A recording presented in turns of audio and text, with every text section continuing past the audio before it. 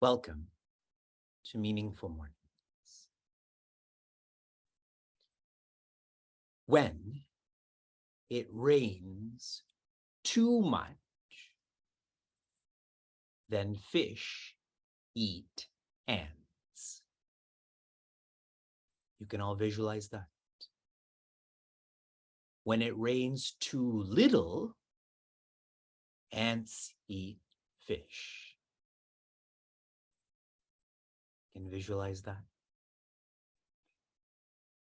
How fragile nature is just in terms of rain is indicative of how fragile living is.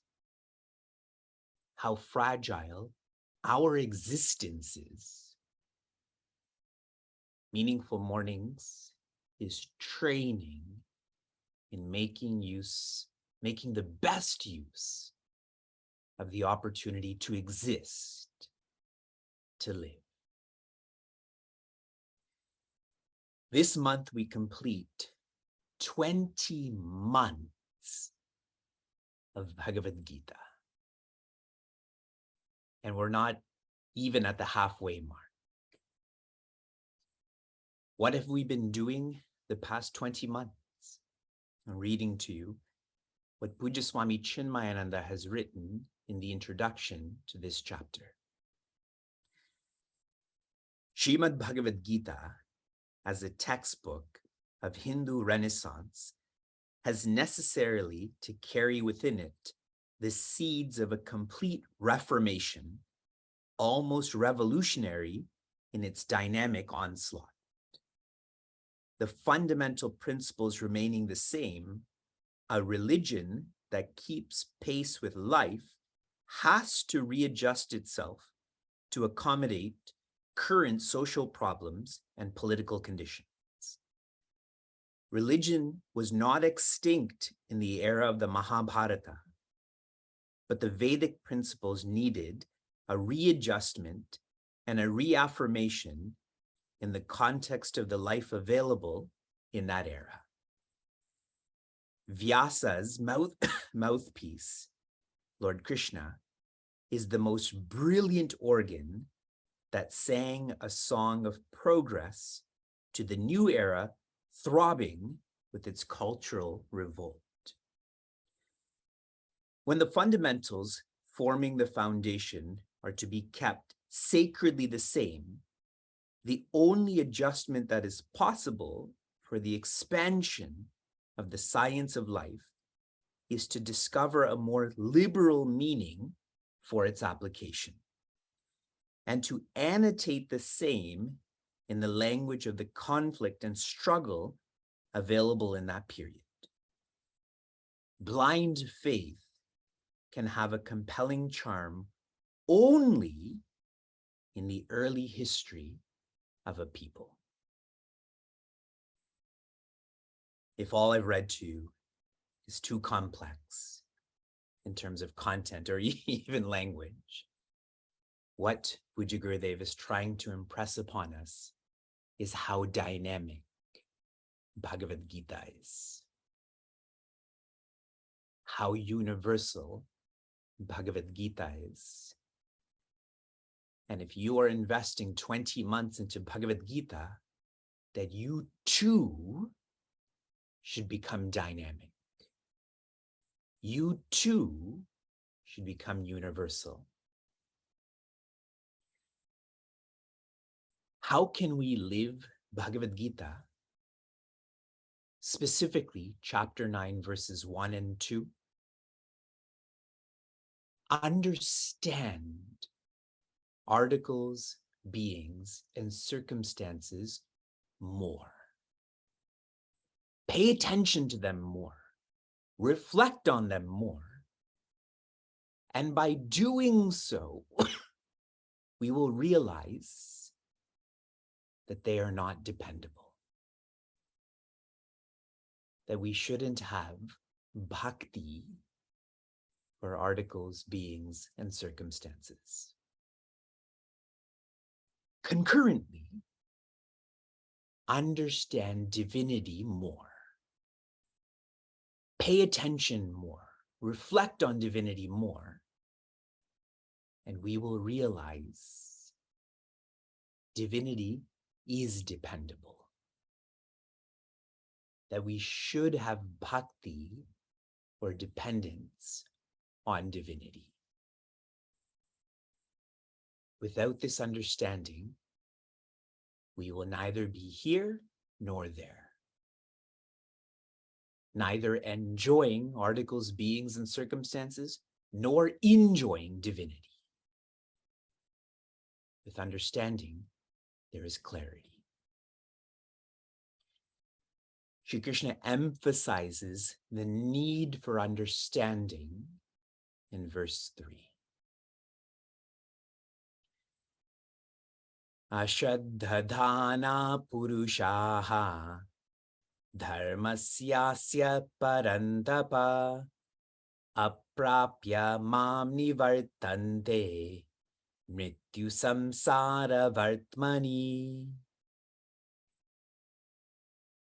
Purushaha, those people, those searchers, those seekers, ashraddhadhanaha, who are without faith.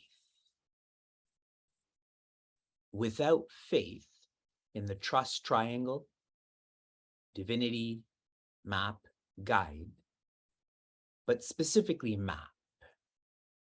Specifically with what Sri Krishna has taught thus far. When all of us went to high school, college, etc., what we engaged in is known as apara dharma. Apara doesn't mean lowest. Apara simply means not highest. So we engaged in a responsibility that is not the highest. We learned about that which is not the highest. And this is felt by us because the ignorance we had was removed, but only for a facet of living. As an example, my wife is an attorney. When she went to law school, she learned in such a way where she's no longer ignorant about immigration law. I'm still ignorant about that. So a facet of ignorance was removed for her and not for me. You're with me. Whereas Bhagavad Gita is paradharma, is guiding us, is teaching us about the highest, the deepest.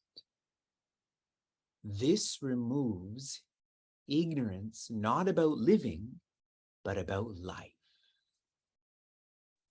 Removes ignorance about what the nature of life is, who you are. That is complete.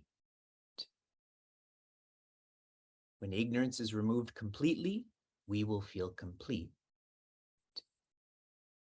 So now reflect. Do you have more faith in aparadharma or paradharma? And now I know what you're going to say, but then I'm going to ask you, where are you investing your resources, time, and effort? Because that's the gauge of what you have faith in. Dharmasya asya parandapa. Now he specifies Prince Arjuna. From people to Arjuna, and he specifies what people don't have faith in, this dharma. The word he used earlier was Raja Vidya, Raja Guhya, the royal science, the royal secret. Parantapa means to burn well. The secret that our nature is joy, that the nature of life is joy, is so obvious. But we have countless coverings on us that make this so unobvious. Think. I am. Do you feel that? Do you feel you are? What is that I? That I is existence. I am or I know is awareness. You don't need a science to feel that you are existence awareness. You don't need an instrument. I have to have this test tube to know. I know. It requires burning of comfort zones, burning of who we think we are. Practically, what is this burning? The more virtuous you become, the less secretive the nature of life in you becomes.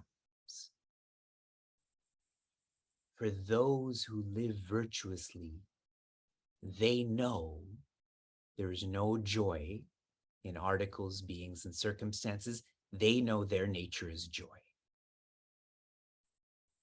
Those who do not live virtuously, when they're taught divinity you are, they feel that's a secret. They feel that's a cult. Dharma is our responsibilities. This dharma leads us to Brahma, which is infinity. Those without faith in the trust triangle, aprapya mam nivartante, do not gain mam, me, that is Sri Krishna, nivartante, and they return. Return where? Reference chapter 8. They're born again and again and again, born into dependence, the dependent joy. Pujya Tejomayananda shared in reference to this verse, those who don't have faith in the trust triangle, they make up their own means to be joyous. They make up their own means, their own sadhanas. But they're made up, so they never reach joy. They never feel joy. Haven't we been doing that for decades? And now we're shifting our faith away from the trust triangle to the trust triangle. And now the scariest part. In these 3 verses, this last quarter is startling. Return to what? Repeat to what? Mrityu, death. Samsara, change. Vartmani, this is what one comes back to. This is what one is immersed in.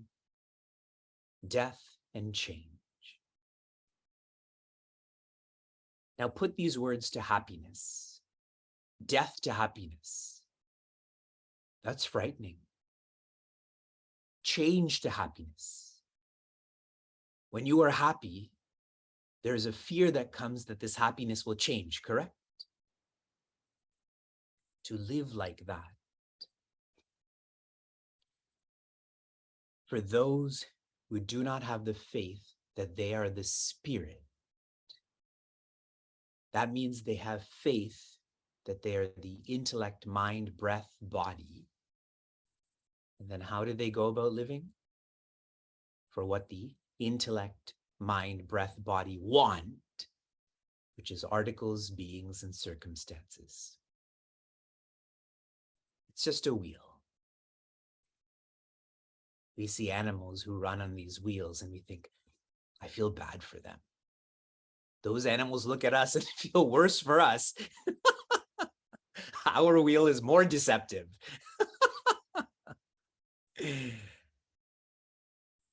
We're approaching half of Bhagavad Gita. These messages are to awaken us. Buddha, to be awakened. The next verses are going to blow your mind. They've come from chapter 7, and I told you I'll remind you when we get to these verses in chapter 9. So make sure your mind is quieter the next 2 days so that your mind is kept intact for what Sri Krishna is about to teach. The preview is, there is no you. What do these 6 chapters teach? There's no Tvam. There is only Tat, divinity. So we'll have way less people join us tomorrow, correct? We're not here, so we shouldn't join. From inspiration to application. Your application for verse 1 was to gauge how critical you are. On our website, a sincere seeker of ours, a young sincere seeker, his name is Dakshesh. He has written his reflections, making himself very vulnerable, which I'm very appreciative of. The more vulnerable one is, the less susceptible to judgment they are. That's why it's important to be exposed to vulnerability so we become less judgmental. Your reflection for verse 2 was for you to share with me a photograph of your notes. I am deeply moved by your notes. All of you who sent photographs, I went through every one of your photographs. I don't know why you join Meaningful Mornings. I don't know why you take so many notes, because I don't have that much faith in myself the way you have faith in Meaningful Mornings and perhaps me. Highlighting a young seeker in our community, Ananya, she shared that she takes short notes while I speak. And then after, she goes and writes them out in full, digitally, in a computer. That way they'll always be with her. Such effort is living the divine life. Your application for this morning, tomorrow, is day 750 of Meaningful Mornings. Tomorrow we enter the final 10 days of this semester of Meaningful Mornings. I just want you to realize that. 750 days, less than 10 days. Feel this. Shanti, Shanti, Shanti. Be safe, be sound, be serene, be joy.